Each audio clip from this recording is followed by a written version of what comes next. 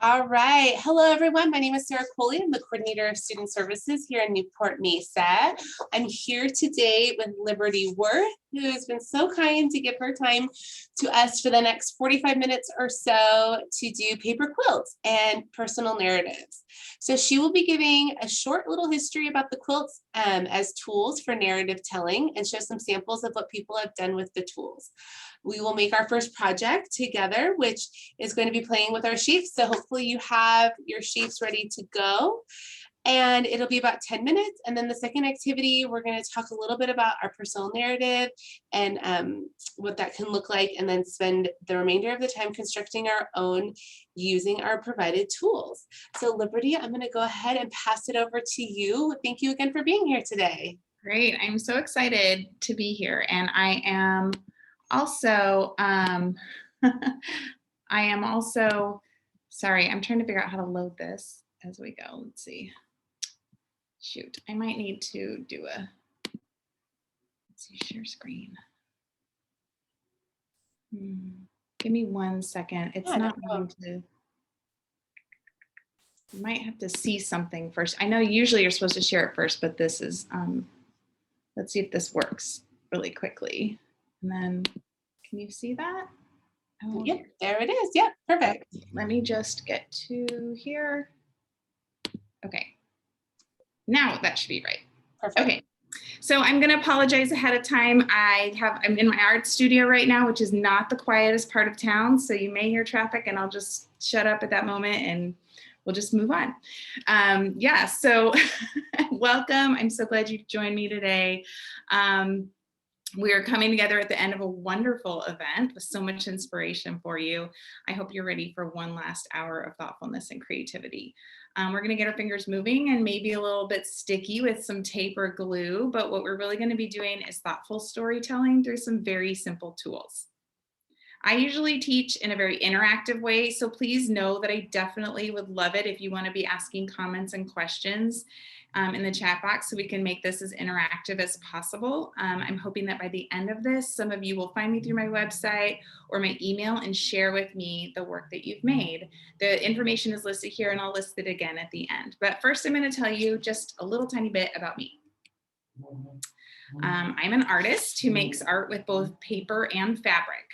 I love nature, and I love to make artwork that looks like it belongs in nature or is inspired by nature. I spend a lot of time at my sewing machine, and I'm also a teaching artist, which means that I teach other people how to make art and how to sew. Before the pandemic, my work was lots of quilts in many styles and collages too. And I was teaching field trips even to local schools in Southern California about the art of quilts. But then the pandemic came and I had a sewing machine. So if anyone else had a sewing machine, they were probably tapped in to ask, can you make masks? And I started making masks for people who needed them. I ended up making over 1,200 of them. I was tired and discouraged and stuck in my house.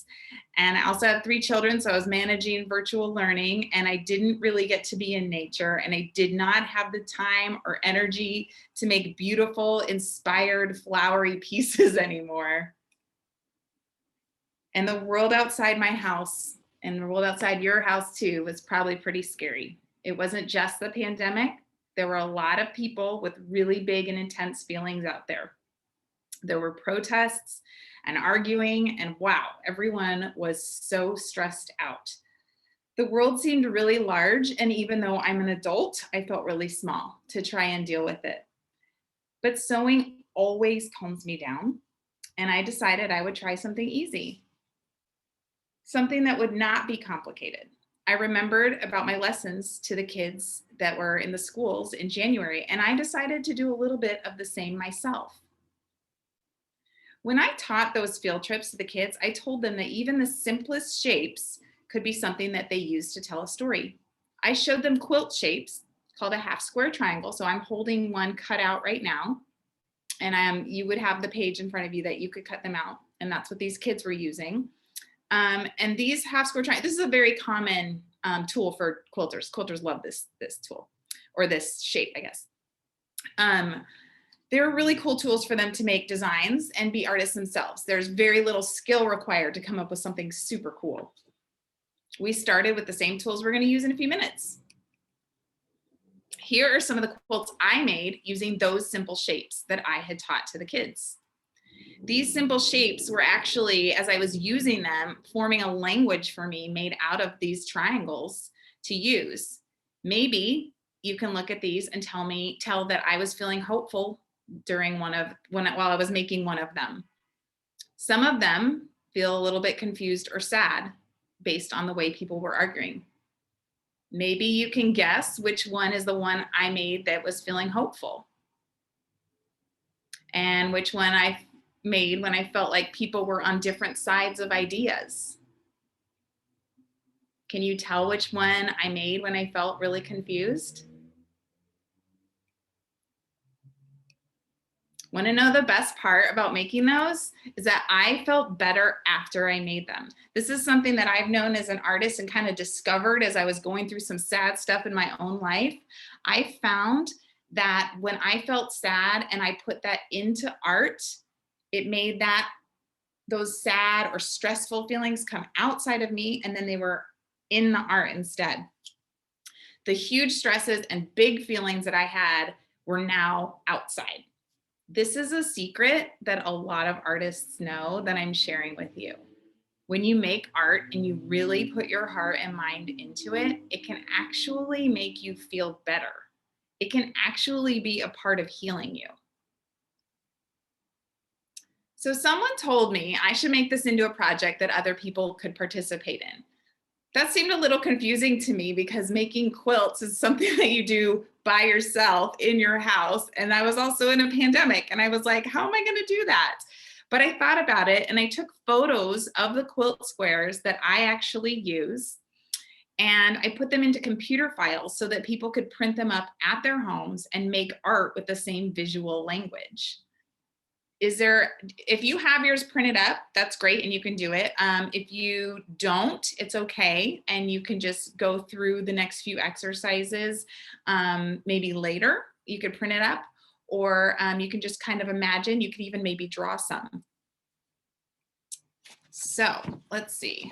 These are some of the designs that my friends made when they were doing them. And I want to tell you about them because they're pretty special. The one on the right-hand side that looks like a boat is very obvious that it's a sailboat, but it actually was made by a friend who wanted to tell the story of her great-grandmother who was immigrating to the United States and was in a shipwreck as she was in this on her way to meet her husband. She had her daughter with her. And this woman was such a strong swimmer. She swam with her daughter, 8-year-old, on her back to safety and was able to make it safely back to Europe and then safely to America. And this is a story that's in my friend's history. And she even sent me the photo of her grandmother too, which I was just so amazed. It was an amazing story. I couldn't believe it. So if you look at the middle row, the bottom one is a friend of mine who's African-American. And she was thinking about, in her story, she was thinking about all the wonderful women that came before her in her family.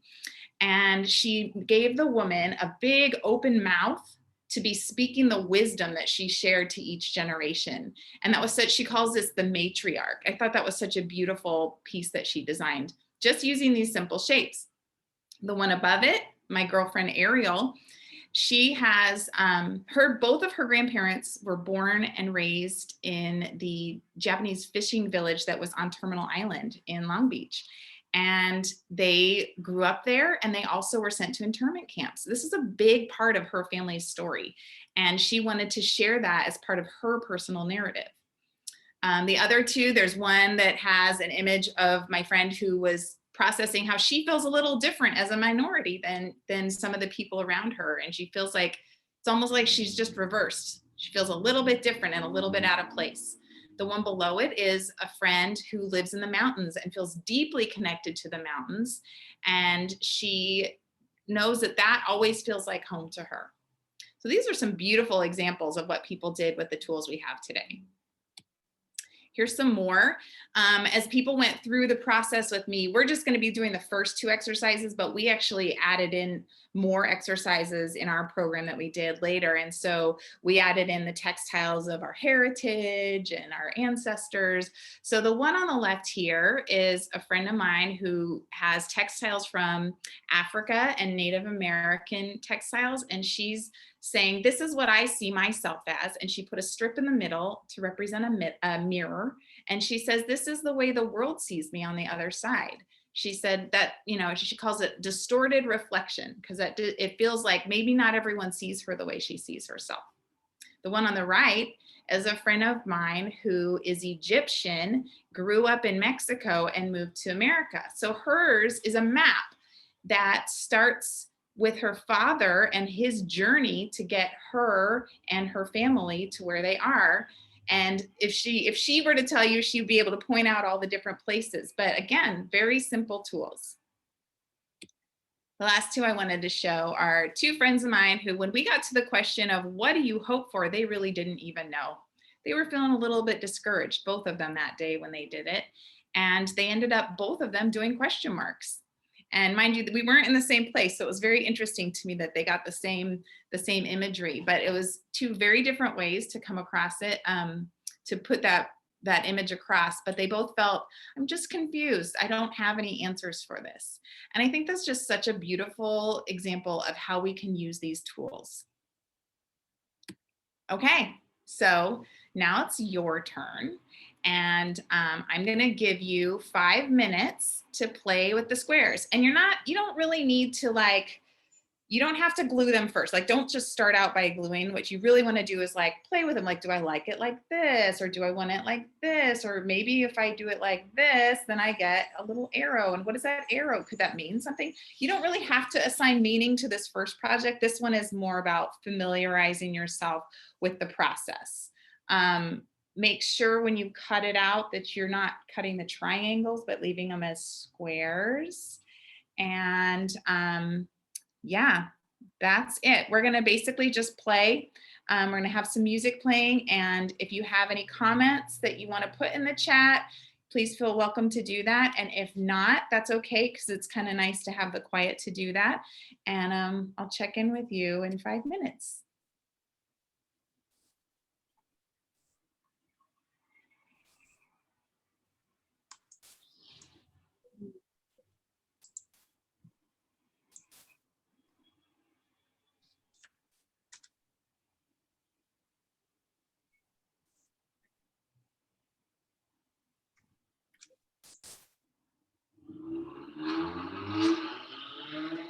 I'm going to actually turn off my thing, see if I can mute myself during the 5 minutes so we don't get traffic.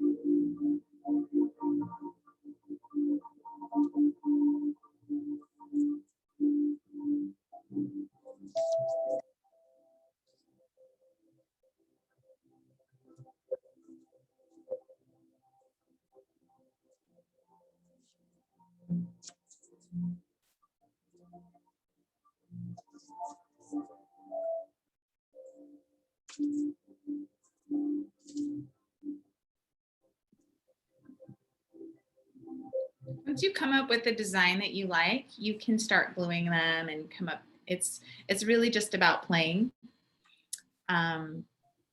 Or you can maybe just play with it and not glue them, and then you can use these pieces again for the next exercise too, because we'll use those again.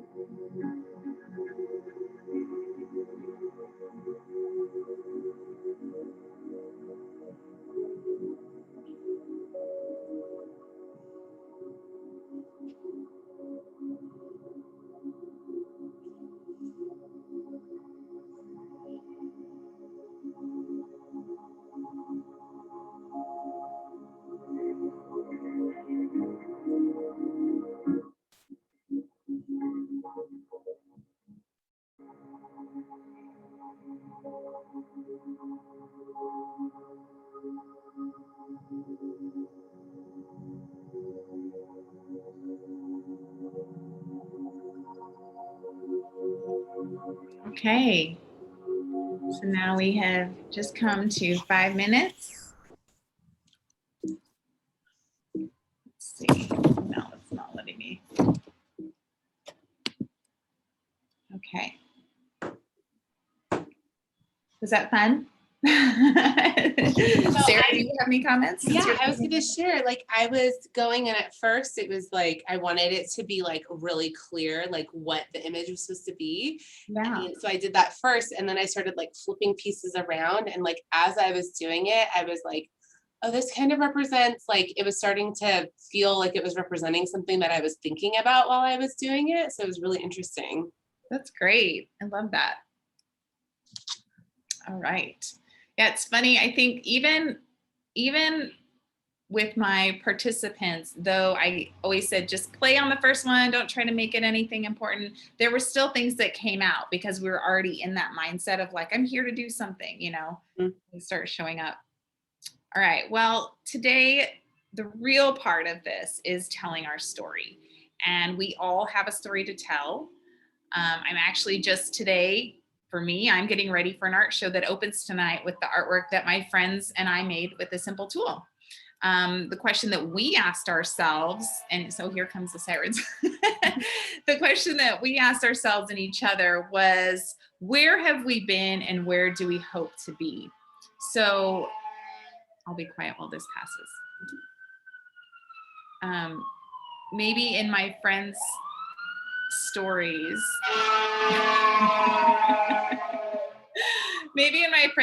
you can see how they were thinking about where they live, who matters to them.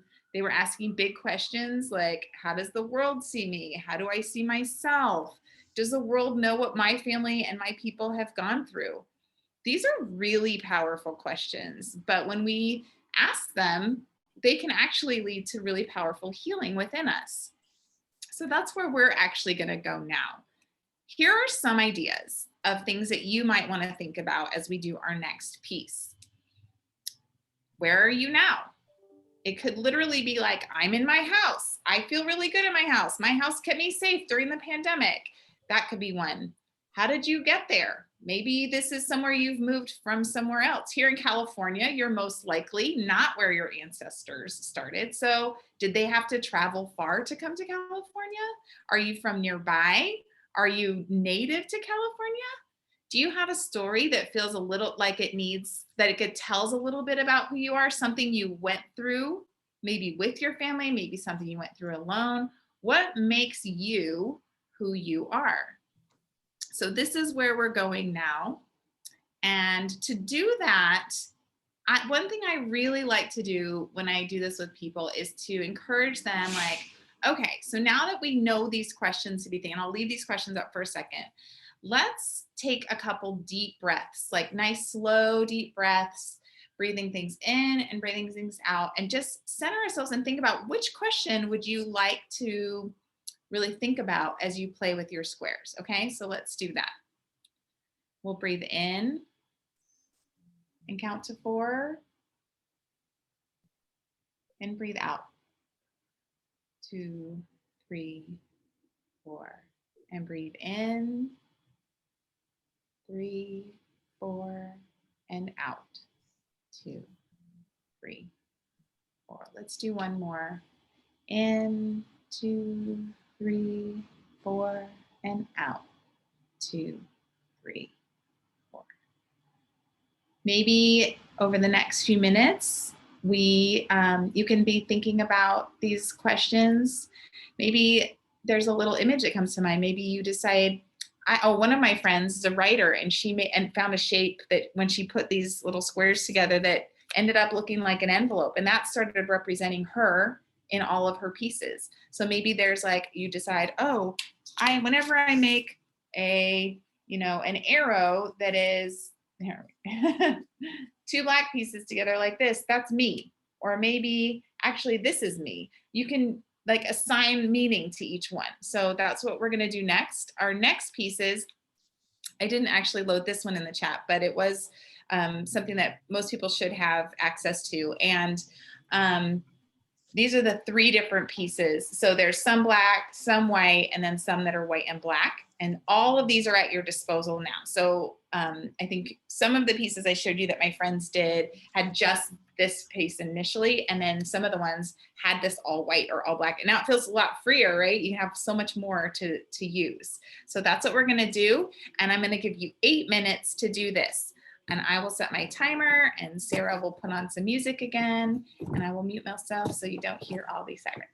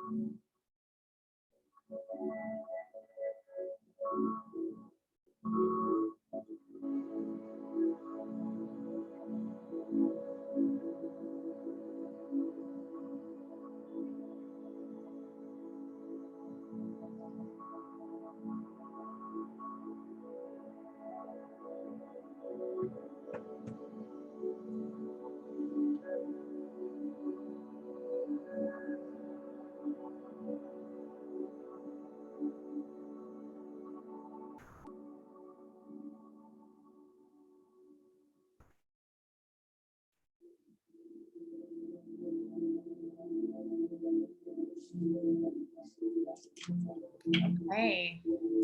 All right. So Sarah, how did you feel about that? It was really good. It went a totally different direction than where I was going earlier. That's But good. it was nice, honestly, to be able to add the other pieces. Yeah. It felt like I was able to like represent something different. I haven't glued, was I supposed to glue it down? I haven't glued it all down yet. Okay. Yeah, you can if you want. It Yeah, takes a little longer. I mean, I feel like we're trying to cram it into a very short amount of time. right. But it was good. I really enjoyed it. It feels very like relaxing too. Like just kind of a nice like exercise. Yeah, I think it reminds me of like those puzzle blocks that my kids play with, and they're always so fun to play with. And it was so interesting for me to realize that like it was just this simple thing that I had in my studio after teaching those field trips, and that it became actually a healing thing for me. And I felt so much better afterwards. It was kind of amazing. So Yeah. yeah, it's been really fun to share that. All right. Well, let's see. Oh, now I have to get back on this screen. Okay. So I think what's fun about this is it always shows people like you don't really need skills for every type of art. There's a lot of times where an artist will come and say, "You're an artist," and then you end up with some like really ugly thing at the end, and you're like, "This, what am I going to do with this?" And I've taken enough of those classes where I'm like kind of laugh at the work I've done, and I'm like, I even know how to have a degree in art, and I made something really ugly. But I think what's really fun about this whole process is that actually it's so simple. It's so truly black and white that it takes away the fear of making something that's lousy, because pretty much every single one that I've seen or had sent to me has just blown my mind. And I think that is what's really exciting about this. And what's fun is, you can keep doing this. You can do more. You've got the file, so you can print it out, which is really fun, and play with more. I normally, this is like a super interactive thing that I do with people. And when I teach, I love to walk around the room and have people talk about things and tell their stories and share what they want to share about it. And again, what's also cool is it's also, even in that kind of setting, it's very private too. You only have to share as much as you want, so it's a wonderful art form. And I just want to say that first of all, thank you for playing with me today. And if you're watching this recorded later, or if you're doing this live, I would love to see photos of what you've made. I actually have an Instagram that's specifically for like a whole different account that I post like the pictures with permission, of course. And stories of that people have made and doing this process and doing this class. It's really become fun. It's become like a little mini community. So I would absolutely love to see anything that you've created or anything that you want to share with me. It just brings me so much joy, and to hear people's comments. So thank you. I'm gonna stop sharing this now, and I don't know if we have any more questions, but if we don't, I just want to say thanks again. Thank you, Liberty, for bringing this to us, because honestly, even as we were going through, because I don't consider myself very like artistically minded. I'm much more like math, science, like, art has always been honestly kind of a struggle for me. And this really made me feel like, gosh, I can be creative in a way that doesn't feel like, okay, I can't paint and I can't draw really well. Like I'm stick figures. Like this made me feel like, gosh, I can represent and like express myself in an artistic way that is different. And I would never have thought of this. So this is really amazing. Thank you so much. Great. I'm so glad. That's really my hope for it. I feel, the people I had in my initial group of doing it, some are artists and they took a digital and they were sending me these cool digital things. And I was like, oh, I don't even know how to do what you're doing. And then other people were writers. And so the images were like, okay. And, they were just images, but the stories that came with them, I was like, oh my gosh, I'm getting goosebumps. Some of them made me cry. And I was like, oh my goodness, what this is doing for people. Some people did it with their kids and their kids had these big thoughts. It was amazing. I've been really excited to know that, that people are enjoying it as much as they are. So I'm just grateful to have shared that with you today. Yeah, thank you so much for sharing. And thank you for being part of our Mental Health Awareness Month and our virtual wellness day. This has been really great. And we're really appreciative of your time. Thanks for having me. It was really fun being here. Thank you. And I hope you enjoy the rest of your day. Enjoy your Mother's Day. Yes, thank you too. Thank you. And we'll talk to you soon. Okay, thanks so much. Bye. Okay, bye.